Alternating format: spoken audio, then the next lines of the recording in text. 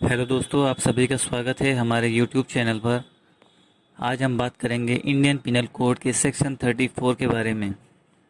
इस वीडियो में हम जानेंगे कि सेक्शन 34 क्या है। कुछ इम्पोर्टेंट केस लॉ के बारे में बात करेंगे। जनरली ये होता है कि एक व्यक्ति जिसने कोई अपराध किया है तो सज़ा का हकदार सिर्फ वही व्यक्ति होगा। उसके इस अपराध के लिए उसके किसी दोस्त, भाई या उसके घर वालों को सज़ा नहीं दी जा सकती है।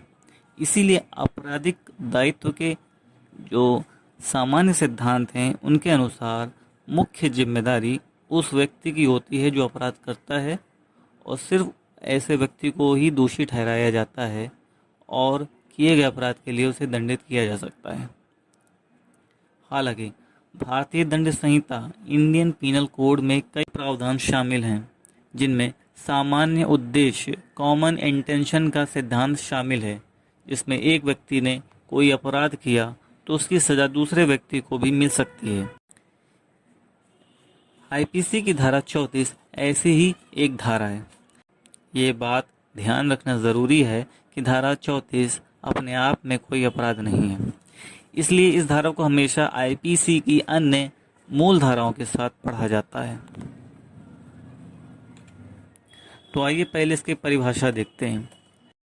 When a criminal act is done by several persons in furtherance of the common intention of all, each of such persons is liable for that act in the same manner as if it were done by him alone.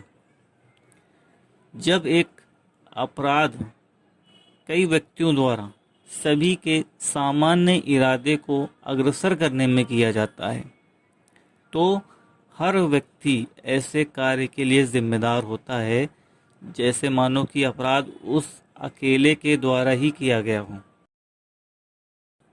मतलब ये कि जब कोई भी अपराध दो या दो से ज़्यादा व्यक्तियों के द्वारा किया जाता है और उन सभी का इरादा उस अपराध को करने का था, और उस अपराध को करने के दौरान वो कोई कार्य करें, तो उनमें से हर एक उस कार्य के लिए जिम्मेदार होगा, मानो कि वो काम अकेले उसने ही किया हो। इसको हम एक एग्जाम्पल से समझते हैं। माना कि तीन लोग ए, बी और सी एक बैंक को लूटने का इरादा करते हैं। उनमें से दो लोग ए और बी बैंक के अंदर घुसकर लॉकर को तोड़ने का काम करते हैं, और सी बैंक के बाहर खड़ा होकर निगरानी करने लगता है कि कहीं कोई पुलिस या गार्ड वहां ना आ जाए। कि तभी वहां गार्ड आ जाता है और सी और गार्ड में मुठभेड़ होती है। लड़ाई के दौरान गार्ड को रोकने के दौरान उसको गोली मारकर सी उसकी हत्या कर देता है। इस हत्या में भले ही ए और बी का इरादा हत्या करने का ना हो, लेकिन क्योंकि यह हत्या बैंक को लूटने के दौरान हुई है, जो कि एक अपराध है, यानी कि हत्या बैंक को लूटने के अपराध को अग्रसर करने में हुई है, इसलिए ए, बी, सी तीनों को बैंक लूटने और हत्या का दोषी ठहराया जाएगा। तो बात करते हैं इस धारा के बेसिक एलिमेंट्स के बारे में। Number 1, criminal act. धारा 34 के लिए ज़रूरी है कि क्रिमिनल एक्ट होना चाहिए, यानी ऐसा कार्य करना या करने में चूक करना जो कि आईपीसी के तहत एक अपराध है। क्रिमिनल एक्ट तभी होगा जो आईपीसी में सेक्शंस में दिखाए गए अपराधों में से कोई अपराध होना चाहिए। दूसरा, डन बाय सेवरल पर्सन्स, मतलब कि अपराध दो या दो से ज़्यादा व्यक्तियों के द्वारा किया जाना होना चाहिए। अकेले व्यक्ति द्वारा किए गए अपराध में ये धारा नहीं लगाई जा सकती है। इसलिए ये धारा 34 तभी लागू हो जब अपराध एक से ज़्यादा व्यक्तियों ने किया हो। तीसरा, active participation in the criminal act. अपराध में शामिल सभी व्यक्तियों को अपराध में भाग लेना चाहिए। यदि उनमें से कोई भी उस काम को करने से रुक जाता है और घटना स्थल पर मौजूद नहीं होता है तो उस पर यह धारा नहीं लगेगी। हत्या में मरने वाले व्यक्ति से कोई व्यक्ति दुश्मनी रखता हो लेकिन वो अपराध में शामिल नहीं हुआ और उसने अपराध में किसी भी तरह का हिस्सा नहीं लिया, तो ये धारा उस पर नहीं लगेगी। चौथा, कॉमन इंटेंशन, सामान्य आशय। ऐसा क्रिमिनल एक्ट सामान्य इरादे के तहत किया होना चाहिए। उन सभी का इरादा उस कार्य को करने का होना चाहिए। इस धारा के अंतर्गत 2 लीडिंग केस हैं। नंबर 1 है Barendra Kumar Ghosh versus king emperor AIR 1924 PC1। इस मामले को शंकरी टोला पोस्ट ऑफिस मर्डर केस और पोस्ट मास्टर केस के नाम से भी जाना जाता है। और दूसरा लीडिंग केस है महबूब शाह वर्सेस एम्परर AIR 1945। हम बात करते हैं Barendra Kumar Ghosh versus king emperor AIR 1924 PC1 के मामले के बारे में।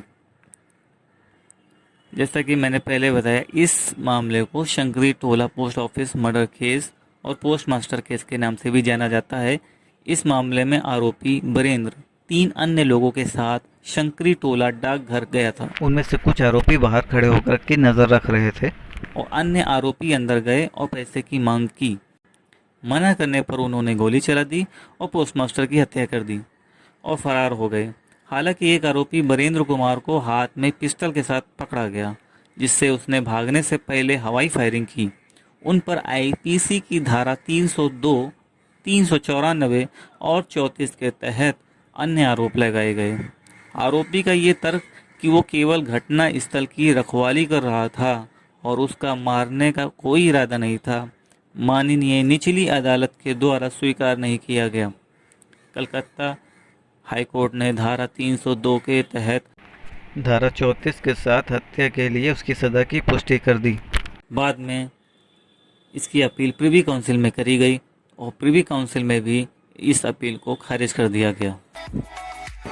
दूसरा leading case Mohammad Shah versus emperor के बारे में हम अगले वीडियो में बात करेंगे। आशा करते हैं आपको ये वीडियो पसंद आई होगी। अगर आपको वीडियो पसंद आई है तो इसे लाइक करिए और अपनी राय कमेंट में ज़रूर दीजिए और चैनल को सब्सक्राइब कर लिए ताकि हम आपके लिए ऐसे ही अच्छी से अच्छी वीडियो लेकर आएँ और हमें इसके लिए मोटिवेशन मिलता रहे। इसलिए प्लीज़ चैनल को सब्सक्राइब कर लें।